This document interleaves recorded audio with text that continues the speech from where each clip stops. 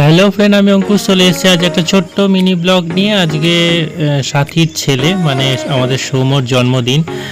তো আমি first time ওর জন্মদিনে গেলাম, এখানে সাথী আশীর্বাদ করে পায়েস টায়েস খাইয়ে দিচ্ছিল। তারপরে আমাদের রজত এখন আশীর্বাদ করছে এবং তারপরেও একটা ব্রেসলেট গিফট করলো, পায়েস টায়েস খাইয়ে দিল। এবং আমাদের দিদা শঙ্খ বাজাচ্ছিল, কেউ শঙ্খ বাজাতে পারলো না, লাস্টে দিদা শঙ্খ বাজাচ্ছিল।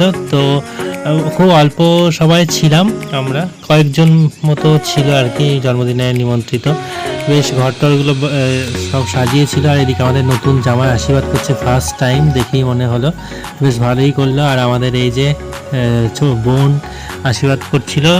আর এদিকে কেকটা নিয়ে এসেছিলো, এটা একটা কেক নিয়ে এসছে, এটা ভেঙে গেছিলো আনতে গিয়ে খুব বাজে রকমভাবে। এবং তারপর এটা সেকেন্ড কেক, এই কেকটা খুব সুন্দর ছিল। রজত দুটো কেকেরই অ্যারেঞ্জমেন্ট করেছিল। আর এই দেখো আমার ছেলে বসে পড়েছে কেক কাটতে, দাদার সাথে দুজনা পাশাপাশি বসে আছে এবং ঘরটা খুব সুন্দর সাজিয়েছে এবং ঘরে সবাই চলে এসছে। দেখো সবাই চলে এসছে।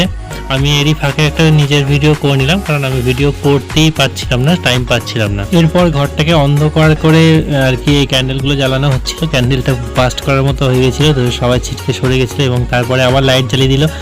আর সৌম্য বারবার মোমবাতিটা নিভিয়ে দিচ্ছিল, আর সাথী আর কি ছবি তোলার জন্য মোমবাতিটা জ্বালিয়ে নিচ্ছিল। তো সবাই এদিকে ভিডিও করছে, রজতও একটা ব্লগ হবে আশা করছি। আর এই দেখো সবাই হাততালি দিচ্ছে, কেক কাটছে সৌম্য।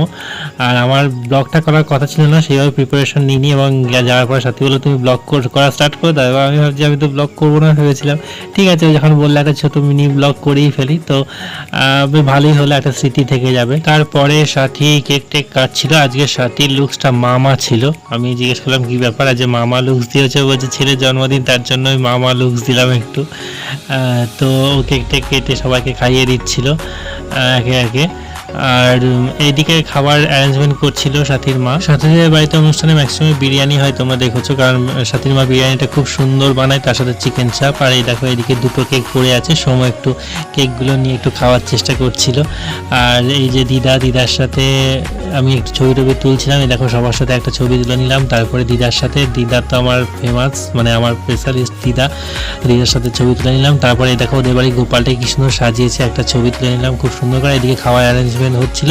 আর যেটা বললাম, ব্যাপক একটা বিরিয়ানি নিয়ে চলে এসছে সাথীর মা এবং তার সাথে চিকেন চাপটা তো অসাধারণ হয়। আগের বার অতটা চিকেন চাপ খেতে পারিনি, কারণ পেট জাম হয়ে গেছিলো, অনেক কিছু খেয়েছিলাম বলে। বাট এবার খুব ভালো মতোভাবে খেয়েছি এবং খুব সুন্দরভাবে আজকের দিনটা কাটলো। এবং এখানে ব্লগটা শেষ করছি। তো নেক্সট আরও অনেক ব্লগ দেখাবো।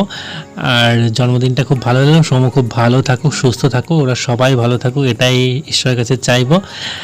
তো আজকের মতো টাটা, আবার নেক্সট ব্লগে দেখা হবে, বাই।